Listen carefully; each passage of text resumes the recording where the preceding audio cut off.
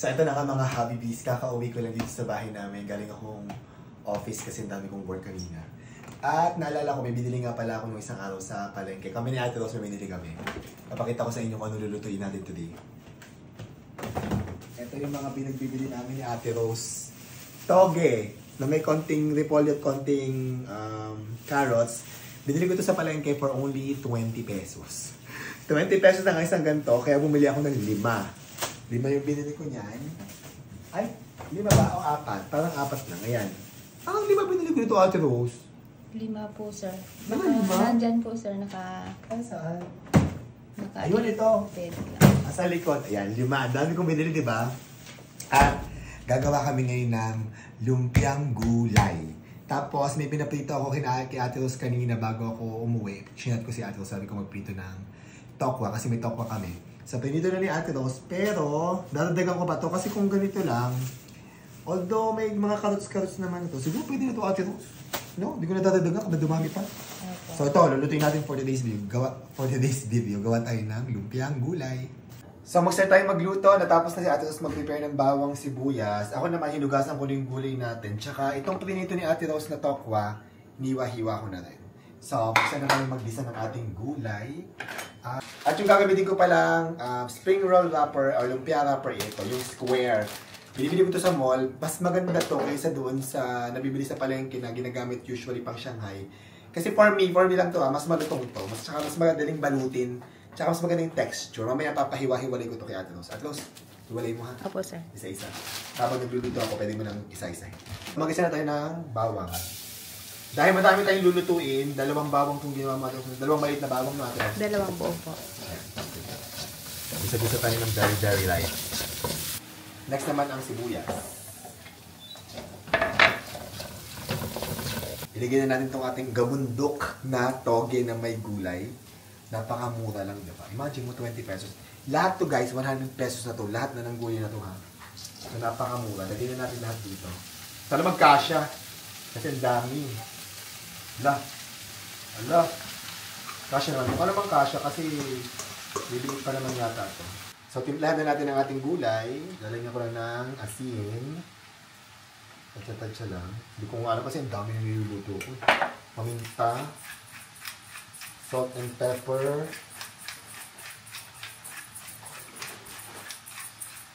And then, malagay din tayo ng all-in-one seasoning. Ano ito?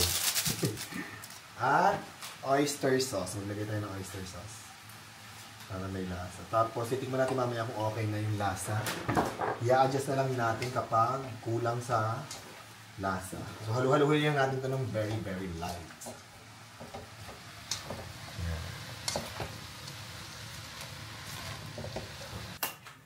Ate Rose, kumakain ka ng lumpiang toge? Opo, sir. Ano sausawan mo dyan pag ganyan? Suka po. Suka lang, walang toyo? Wala po. Suka. Ikaw, Lindy, kumakain ka ng lumpiang toge? Yes po. Paborito mo rin yan? Opo. Pero hindi ko bet yung may sausawan. Anong sa'yo? Anong sausawan? Ano yung tawag dito? Anong sausawan mo? Wala lang po. As in, lumpiang toge lang, walang suka or anything? Ay, talaga? Yan. Kakaiba. Ako pa daw kami ni Ate Rose, mahilig din ako sa lumpia toge, ito sinasawsaw sa suka. Tapos yung suka, Ate Rose, merong sibuyas or merong, yun yung maasim na matamis. Gusto ko po Sarap. may sili din dyan. Yeah, may sili ko, Dek. Mamaya gagawa tayo. So, tikman natin yung aking niluluto kung okay na ba yung lasa nito. Tsaka yung ano. Kaya sa akin, lagyan natin ang tokwa. Yung mga hinit-bahit ng tokwa. Hindi, malapit na ito matapos. Konting halo lang ito. Sarap. At eto na, luto na yung ating lumpiang toge. Lumpiang toge. Toge pa lang pala na gulay yan. Medyo masabaw siya. So, ang gagawin ko, sasalain ko lang ito. Sasalain ko, tapos tatanggalin ko lang yung sabaw niya. Tapos, papalamigin, and then, ibabalot na natin sa lumpia wrapper. Sobrang bilis lang magluto nito, guys. Oh my God, makatakam. So, eto na. Nasala na natin at tinanggal na natin yung sabaw ng ating toge na gulay. Tapos, ginagawa ko, pinatapal ko sa electric fan para lumamig. Tapos, para pag malamig na, pwede na namin siyang ibalot. Si Ate Rose nagre-ready na ng mga lumpia wrapper. So, tapos na tayo. Nakagawa tayo ng 26 na piraso ng lumpiang toge. At dahil dyan, magpipito naman ako. Patapos na namin ang aming lumpia. Pero, hindi gagawa pala muna ako ng sausawan. Para pagkapito, makakain agad tayo. Ay, hindi. Habang pinapalamig, di ba? Opo. Gawa tayo ng sausawan. So, magpito tayo ng sample. Para matikman natin kung anong lasa ng ating lumpia. Lumpiang toge. So, yung ginawa kong lumpiang gulay, appetizer namin yun. Appetizer? Charot lang. Pero hindi, parang appetizer nga gagawin ko dun. Tapos, magluluto ako ng ulam namin. If naalala nyo before, sa previous vlogs namin, pumunta kami ng Thailand ni Happy David. Tapos may mga binili ako doon mga seasoning na pang Thailand. Sabi ni Happy David, naku, bumili ka na naman ng ganyan. Hindi rin mo nang tatambak lang yan sa pantry natin. Mukhang tama siya kasi parang 7 buwan na yata nasa pantry namin. Kaya today, lulutuin ko na siya. Ito, may binili ako sa Thailand. Pad Krapao. Yan, pinalabas ko yung giniling kay Ate Rose. Ito yung seasoning paste ng Pad Krapao. Gagawa tayo ng Pad Krapao ngayon para sa dinner namin. At habang nagpapainit din ako ng mantika para sa lumpia, mag-start na rin ako magluto ng Pad Krapao, diba? Ito, malapit na to actually. Pero para masarap ang Pad Krapao natin, magluluto ako ng sunny side up na egg. Kasi pan-topping sa atin ito mamaya. Yun. At nilagay ko nang hindi pa masyadong gayat ang mantika. Nakakaloka. Kaloka. At isabay na rin natin ang pagpipito ng lumpia. Sabi ko kanina, appetizer natin ito. Eme. Yan. Yung dalawa ko, actually dinoble ko ng lumpia wrapper, kaya lang kinulang ako. Itong dalawa, isang lumpia wrapper lang. Yung the rest, dalawa. Kasi, nasisira yung iba. Luto tayo ng 5. Kasi 5 tayo, di ba? Opo. Yan. Siyempre, magluto na tayo ng egg.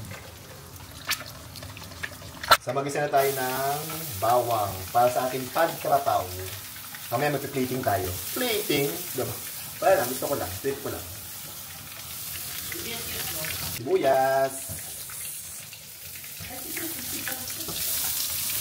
Kinin natin ang pork giniling. Yan.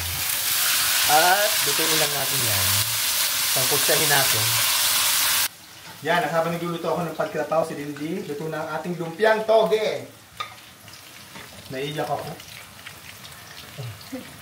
Dahil sa sibuyas. Dahil naway ka ni Ate Rose. Hindi po sir, love ko po kayo. So, nagdali na si Ate Rose ng sili, sibuyas. And this time, gagamit ako ng select na sukang puti. Sausawan ng ating lumpiang toge. Tansya-tansya na akong gumawa. Pinapag-prepare ko si Ate Rose ng tawag dito. Mga 3 butil lang Ate Rose. 3 butil ng bawang. Opo. Lahat na natin. Sukang na pula. Lagyan na natin ng sukang na pula. Lagyan natin ng suka. Suka. Ang bawang Ate Rose. Yan. Ito yung lasa ng ating ano. Kaya akong konting asin. Lagyan natin ng konting asin. Pinch of salt lang. Yun lang. At ilagay na natin ang ating Pad Krapao paste na nabili ko sa Thailand. Finally, nagamit ko rin siya. Ay! Hala! Maganda ng itsura. May mga basil talaga siya. Parang feeling ko kulang yung isa ko. Feeling ako kung meron pa ako. I-adjust ko lang yung lasa mamaya. Pag kulang. And i-adjust ko yung lasa kasi konti lang yung nalagay natin paste. Magalagay ako ng select soy sauce. Siguro mga 1 teaspoon. Adjust ko lang yung lasa. Pero amoy, siya, lasang may basil. May mga actual basil siya, oh. Yung paste na nabili namin sa Thailand. And gusto ko lang, maglalagay lang ako ng konting oyster sauce. Konti lang. And maglagay tayo ng Baguio beans. Buti na lang pa kami ng Baguio beans na natin sa ref. Konti na lang yan. Dapat na maluto ang ating Pad Krapao. O, diba? Feeling shot na naman ako. O, diba? O, diba? Charot. And ito na ang ating Pad Krapao. Ay! Yan, magpa-plating na tayo. So, magsaya tayo mag-plating. Plating, diba? So, gagamit ako ng cup. Ito lang ilang cup ka ng rice? Half lang. Ikaw, Lindy? Half lang din po. Half lang, unahin ko na kayo. Half rice daw si Lindy tsaka si Ate Rose. So, ito yung ating half rice. Ayan. O, diba? Gusto ko lang. Parang masaya. Yan. Half rice. Si Ate Rose, si Lindy. Half rice. Half rice din. Ma'am, Yes, baby. anong gusto mo? One half cup ng rice o isang cup? 1 half. Kasi may nag-comment sa video ko, tumaba daw ako. Wala. O, 1/2 cup din daw si Happy David. At dahil sila yung 1/2 cup, 1/2 cup na rin ako. Si Raynon lang ang 1 cup. So, ito na yung mga kanin nila. Lalagyan ko na sila ng tigi-tigisang lumpia. Tayong lumpiang gulay dyan. Lumpiang gulay. Lumpiang gulay. Lumpiang gulay. Lumpiang... Ay! Gulay. Sumama ang... Tapos maglagay tayo ng pagkarapaw. Ito yung ating pagkarapaw. Yan. Lalagyan na natin ang kanilang bawat tinggan. May pagkarapaw. And then lalagyan natin ng itlog sa ibabaw. Yung kay Happy David, si Happy David may sa magandang itlog. Itong malasado, lalagyan natin kay Happy David. Lalagyan natin sa ibabaw niya. Teka lang, baka masira. Teka lang ito. Yan. Yan. Tapos sa akin ito. Yan. Tapos na ating plating. Yan ang ating ulam for today's video. So, ang ating ulam ay lumpiang gulay, toge na may pagkarapaw. Pagkarapaw na may lumpiang toge. And kakain na tayo. Let's eat! Hindi, syempre masarap pag may Happy po. mango ako ngayon. Happy David, ikaw, anong happy din mo? Kahit ano. Okay, kain na dito sa Happy David. Let's eat! Kain na tayo, Mim. Halika na. Kain na tayo. Ready na ang food namin at ang aming Habibi. Mango at watermelon. Puro nakamango kami ni na Ate Rose tsaka ni Lindy. Anong lasa, Ate Rose? Kakaiba yung lasa. Kakaiba, ano? Masarap. Masarap? Thai siya, galing sa Thailand. Mimi, ikaw tingnan mo. Tingnan mo yung aking yung lumpia natin. Anong lasa ng lumpia, Lindy? Lumpia ang gusto kong first tikman. Sige. With suka yan, baby, no? Masuka yan, hindi ko lang muna nga. Ano itong ba ba? Ayun na pa yan. Lutong kita. Ano itong pa? Ano itong malalinig ko? Opo.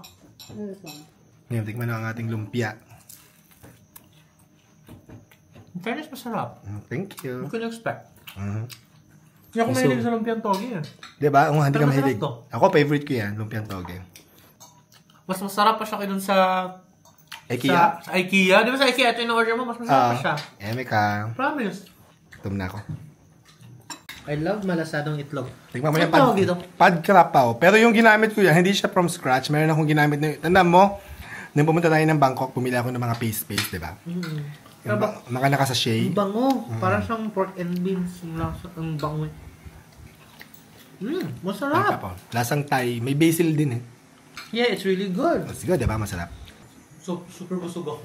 Sarap, diba? Sarap mo talaga magluto, baby. Eme ka. Promise. Wala ka yun. Sabi toge. Ngayon, alam mo naman, hindi ako mahilig sa lumpia toge. Pero super sarap na sarap ako. Ay, daw yung mga toge namin. Nalagay ko sa Tupperware, nalagay sa freezer para pwede uling iprito na lang. It's na. Da.